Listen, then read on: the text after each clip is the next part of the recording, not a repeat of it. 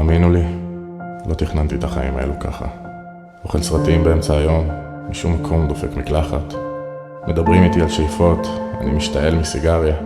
כולם עם עבודות וילדים, ורק אני במיטה בקפה. ויש לי 100 שקל בבנק, ותאמינו לי שזאת התקדמות. היום כתבתי שיר, אבל אתמול רק חיכיתי למות. מאז הפרידה אין לי טעם בחיים חוץ מג'ין וברמות, וכל הטיפולים רק גרמו לי להרגיש יותר אבוד. ואם אני נשמה גבוהה, למה אני מרגיש כל כך נמוך? אם אני עושה כל כך הרבה, למה תמיד נשאר לי כלום? ואיך אני יוצר את הטירוף הזה, שנקרא אני? ואיך אני חי את הטירוף הזה, שנקרא אני? היום יום הולדת היום, יום הולדת היום, יום הולדת היום,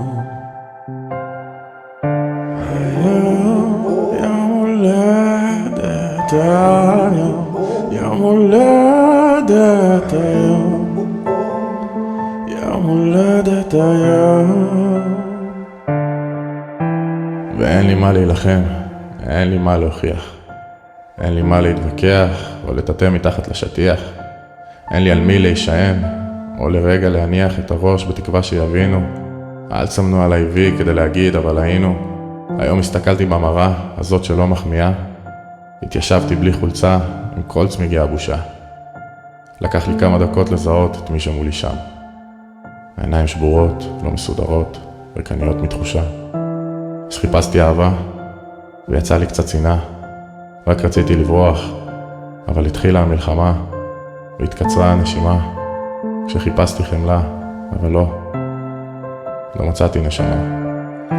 היום יום הולדת היום, יום הולדת היום, יום הולדת היום, היום יום הולדת היום, יום הולדת היום, יום הולדת היום.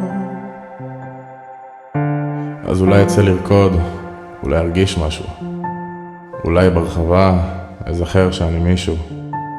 ומה יאחל לי לעתיד כשאני עוד מעכל את העבר? אולי, הנה, תראה, ילד הקסם חזר. מתפוצצת לך הבטן, אל תחזיק כל דבר. בוא תשמח כי בנימט, אני יודע שאני נורא. אבל אולי יום אחד לא תרגיש שאתה גזרה. אז תנשוף על הנרות ותביע משאלה.